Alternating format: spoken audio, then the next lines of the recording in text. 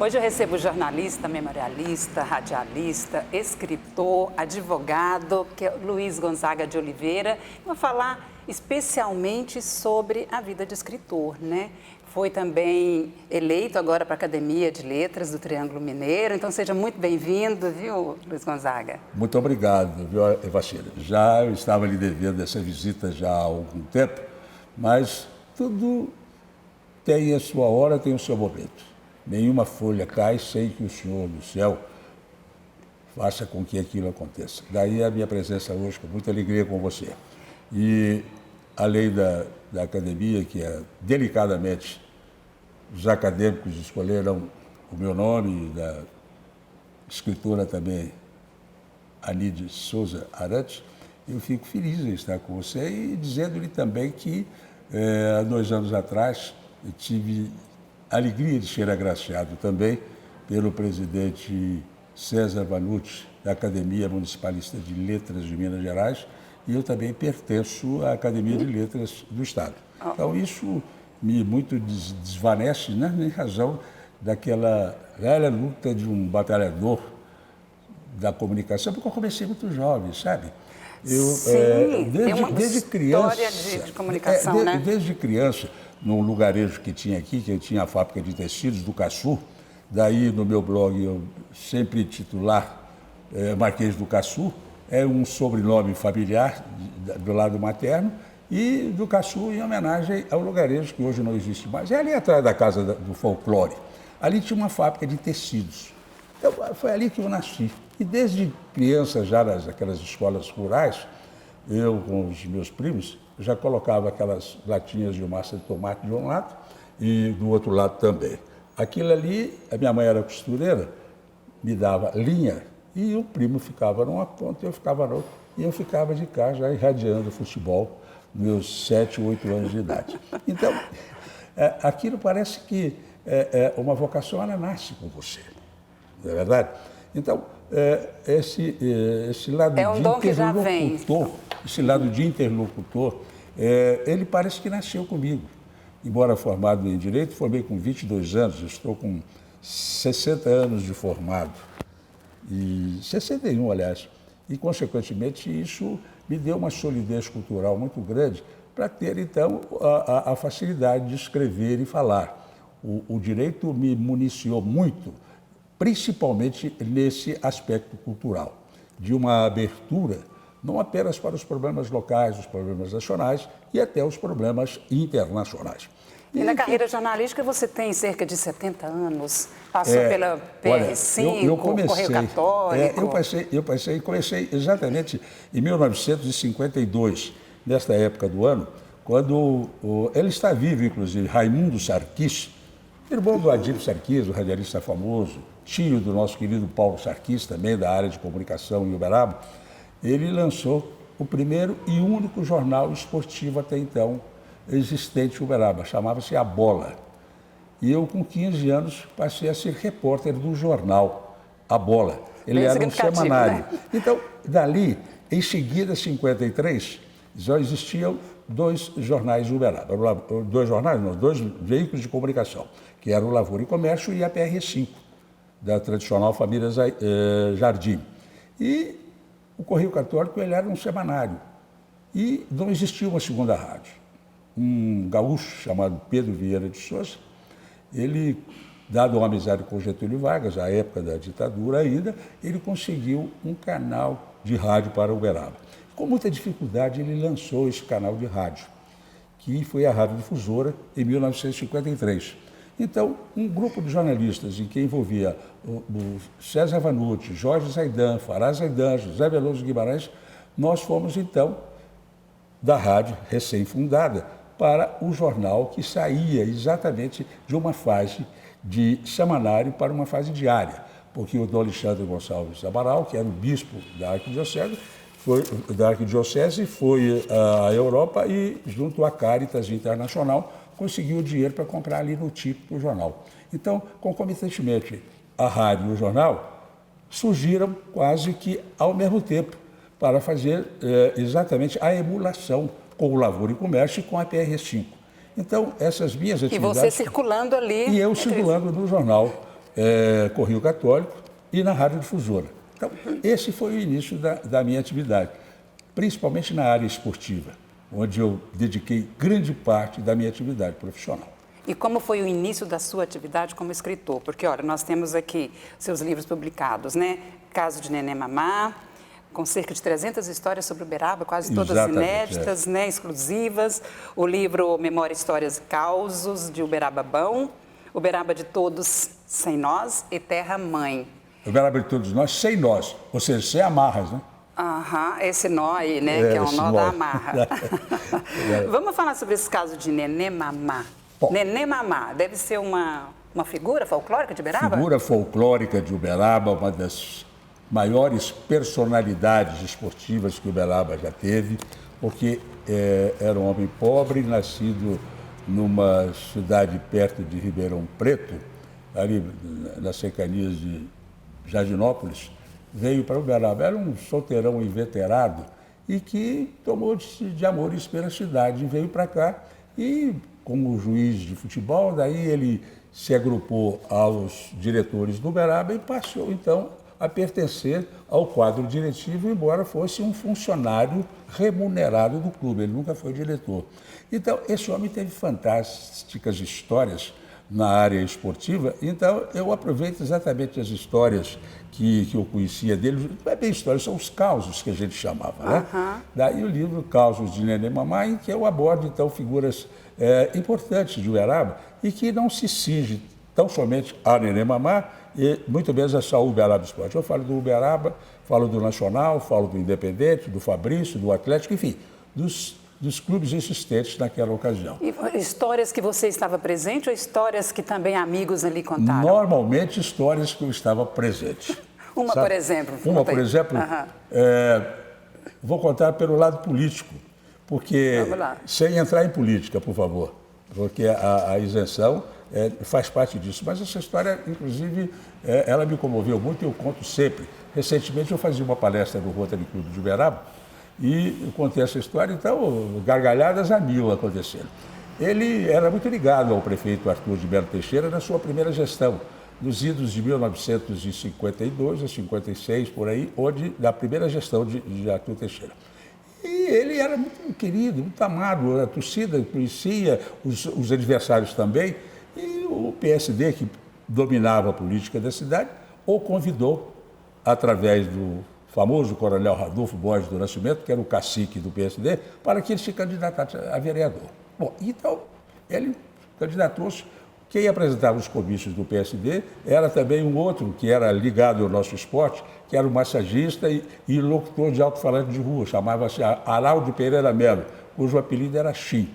E ele, então, no comício do Alto da Abadia, lá no fundo, ali atrás, onde naquele tempo chamava de Coreia e Coreinha, hoje não se pode falar mais nisso, e lá, aquele caminhão todo bonito, enfeitado, foguetório e tal, num começo de época de eleição. E ele, então, chegou para o nosso Araldo Pereira Melo, olha, me trata bem, faz um bom comentário e tal. E eu, o Araldo Pereira Melo, disse, olha, agora, os senhores, o Neném Mamá, porque o nosso candidato a vereador vai ser um cara fantástico e tal. E ele entrou, todo imponente, terno e gravação. E eu, linguajar, vou tentar imitá-lo respeitosamente, e ele começou, povo da Abadia, boa noite. Aí eles responderam, porque tinha claque, né? Começou, Aí ele falou, eu queria fazer umas perguntas para vocês e vocês têm que me responder de verdade. Aí ele falou, fala, vocês têm água? Aí o povo olha, não, vocês têm esgoto, vocês têm saneamento, básico, vocês têm iluminação? Não, só não. Vocês têm calçamento? Não. Cambada, o que vocês estão fazendo aqui? Muda daqui. Então, quer dizer, são histórias nesse sentido que eu conto exatamente nesse livro. E as outras histórias esportivas também, de jogadores que venderam jogos, sabe? E é um livro que aborda os últimos 50 anos do futebol do Uberaba até praticamente a chegada do Uberabão. Você é um bom contador de causos, que hoje a gente fala até contar história, né? Virou até uma profissão. É causa que eu contava, exatamente. Uma memória também fantástica, né? Você estava até comentando comigo sobre fazendo aí uma metáfora com a memória do elefante. E depois disso, eu lancei o segundo livro, foi exatamente Memória e Histórias de Causos de Uberaba Bom. Uma delas aí para nós. São parênteses. Infelizmente, esses livros, no interior, o escritor, o máximo que ele lança é 300, 400 livros, não passa disso, porque não adianta que você não vende. O brasileiro ainda não é afeito à leitura. Pois é, nós vamos falar sobre isso, lamentavelmente. Né? Então, esse Memória, História e Causos de Uberaba Bom, eu conto, inclusive, casos da zona boêmia da cidade, da Rua São Miguel, o Meretrício, as casas, as putas, as mocinhas que existiam lá, exatamente onde era a noite fantástica e poética, por que não dizer, e principalmente dos festejos da juventude. Essa Rua São Miguel ficou tão famosa que todo viajante, todas as pessoas que vinham ao Uberaba, de sexo masculino, evidentemente, se não visitasse a Rua São Miguel, era como se fosse ir à Itália, Roma, e não visitar o Papa. Sabe? Então, ali era aqui onde é Santo Antônio? É a rua, hoje chama-se Paulo Pontes. Paulo Pontes, entendeu? Perto do centro. Começava na Praça Rui Barbosa e terminava no Córrego, onde é hoje a Avenida Guilherme Ferreira. Então, o nome daquelas casas, de todo mundo. Então, eu conto essas histórias todas desse pessoal.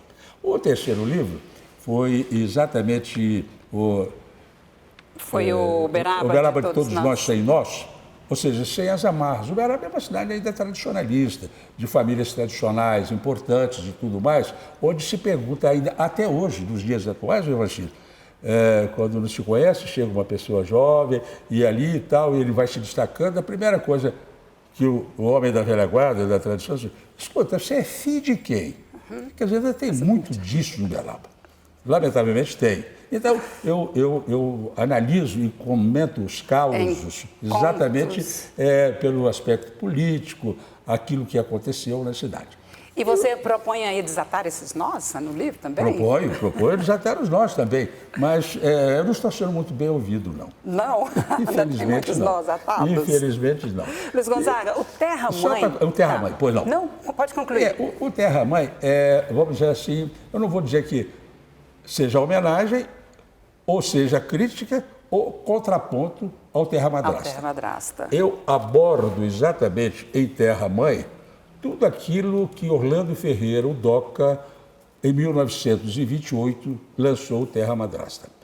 Um homem de uma cultura fantástica, apesar de autodidata, professor também de roça e tudo mais, conseguiu depois um emprego público estadual, mas ele tinha um acendrado amor pelo Uberaba. Então, tudo o que ele fazia, mas ao mesmo tempo, ele não tinha o respaldo dos políticos da ocasião. Era a história do Pachola, Arara, depois seguiram-se outros partidos políticos com os outros nomes até aparecerem, posterior à Revolução, tudo isso que nós estamos vendo hoje. E ele fez uma crítica muito grande, e né, ele a toda a fez uma sociedade. crítica ferina, fantástica, verdadeira, e que abalou as estruturas da cidade. Abalou a estrutura política de Uberaba. Ele teve a pachorra, ou seja, aquela condição de sair de porta em porta naquele tempo. Uberaba tinha o quê? 20 mil habitantes, 30 mil habitantes, 1928, por aí, para saber. E ele tinha uma briga com a Companhia de Força e Luz, muito forte, que era municipal. Então você tinha nas ruas aí tudo mais uma lâmpadazinha muito fraquinha, tudo parecia tomate maduro, não mais do que aquilo e tudo mais. E ele foi de porta em porta com o nome do proprietário ou do morador, quanto pagava por mês e provando por A mais B o dinheirão daquela ocasião, hoje entre aspas, né, que a Companhia de Força e Luz tinha e que não refletia aquilo para a cidade de Uberaba. Então, as mazelas que aconteciam também na esfera do Executivo e do Legislativo, ele coloca aquilo a nu. Então, aquilo foi chegou uma até o clero, revolução. né? E ele, então, quando atingiu o clero, aí houve a excomunhão de Orlando Ferreira, que não só escreveu Terra Madrasta, mais 4 outros livros que não tiveram a mesma repercussão do Terra Madrasta, porque então eu faço essa comparação. Sim, e o que você traz na Terra Mãe, então? No Terra Mãe, muitas das notícias, causos, contos e fatos do livro, eu transcrevo do Terra Mãe e dou a minha versão pessoal e particular sobre a premonição do DOCA com relação aos fatos que aconteciam em 1928 e que acontecem hoje.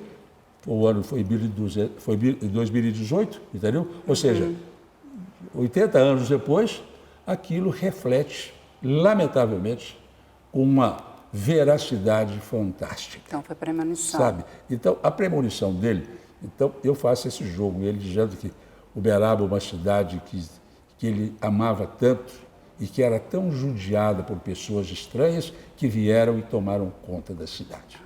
Sabe? Então, ele faz essa premonição lá e eu trago isso para o livro Terra Mãe dos dias atuais, fazendo, eu não chamo de comparação, mas uma retrospectiva de ontem com o de hoje, que não mudou nada. Luiz Gonzaga, você escrevia com máquina de escrever, né? Ainda é? Na era do computador? Não, e você é tecnológico? Eu ainda prefiro escrever à mão mesmo. Eu pego a minha caneta, aí me vem a notícia e eu começo lá, escrevo daquilo ali. Dali, eu passo para a minha tranqueirinha, que eu chamo. É a sua máquina? É uma maquininha. Tá? Aí eu passo ali, dali é que eu vou eu sou um catilógrafo. Eu cato ali, tá, até hoje, sabe? Para depois, às vezes tem uma certa dificuldade de lançar daí os 3 livros que estão praticamente prontos. Sim. Porque eu demorei muito a concluí-los para que aquilo fosse para revisão. Você vai lançar os 3 juntos? Vou lançar em forma de trilogia. Ah, de trilogia. Entendeu? E trata de quê? Pode adiantar alguma coisa? Não, posso. Não, são assuntos corriqueiros do cotidiano e que às vezes eu relembro fatos que foram passados e que ganham atualidade nos dias de hoje, sabe? Então, o livro é Ferradas e Ferroadas, né? O outro é Noves Fora, né? Esses Noves Fora nada, entendeu? E o terceiro eu vou deixar de surpresa, mas esses 2 eu te adianto. É nessa linha. É nessa linha, viu? Você escreve primeiro para depois colocar o título ou é o contrário? Não, eu escrevo primeiro, depois é que eu coloco o título. E as capas já estão prontas, porque foram confeccionadas por um artista plástico que eu gosto muito dele, que sempre fez as capas dos meus livros, chama-se Pedro Ricciolo. O nosso Pedro Ricciolo. Eu não uso nada de gente de fora, sabe? Por exemplo, o apoio cultural, naquele tempo a gente falava patrocínio, né? Hoje é apoio cultural, é mais bonito. Né? Então, foi exatamente da Algar Telecom, CTBC, porque fomos colegas de escola, o Luiz Alberto Garcia e eu, no Colégio Diocesano, ficamos 5 anos juntos, lado a lado, entendeu? Terminando o 4º ano primário, fizemos até a 4ª série juntos. Depois ele foi fazer a atividade dele pelo lado, foi embora de Uberaba, porque a família é de Uberlândia. Daí, Algar é Alexandrino Garcia, né, que era o pai dele. Daí a junção dos nomes para ser Algar. E ele sempre deu apoio cultural a esses meus 4 livros. E agora esses 3 próximos, entendeu? Com um amigo também de infância, que é o Marcelo Palmério, e que abriu as portas da Uniub, e o apoio cultural será da Uniub, a quem aos 2 eu agradeço, se me permite, claro. Pela maneira cavalheiresca, educada e, acima de tudo, de amizade que eles me dedicaram.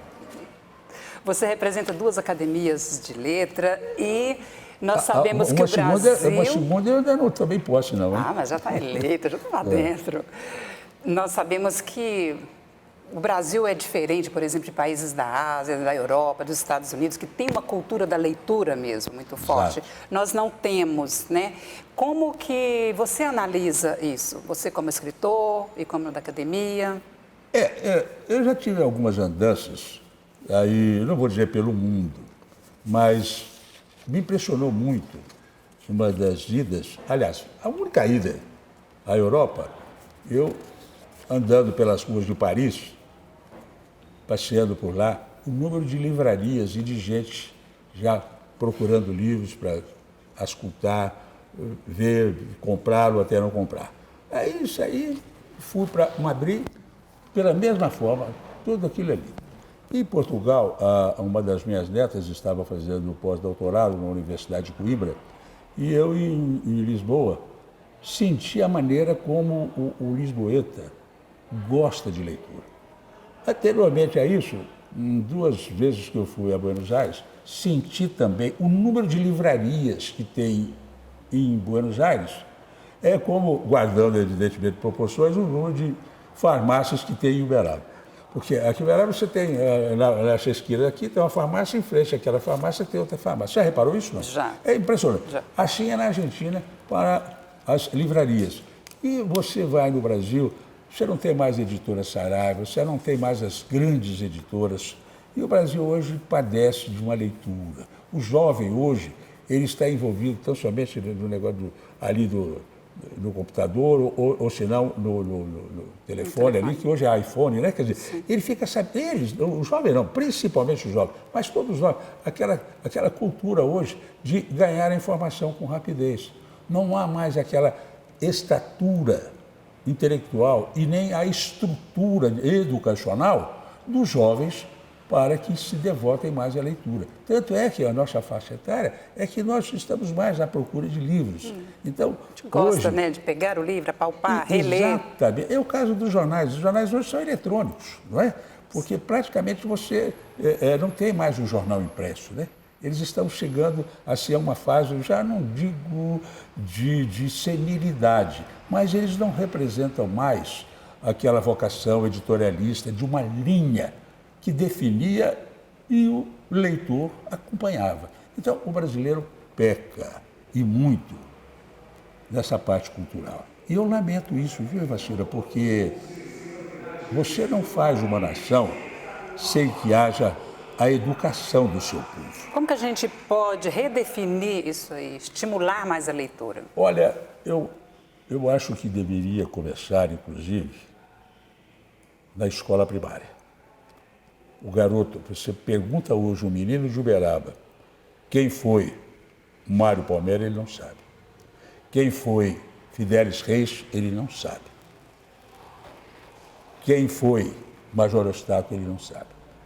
Não há a cultura da informação, não há a cultura da dedicação e educar o jovem, principalmente ele arraigado numa sociedade onde ela é absolutamente consumista e que perde na sua essência de cultura, de conhecimento, o desejo de saber, aquela vontade de aprender.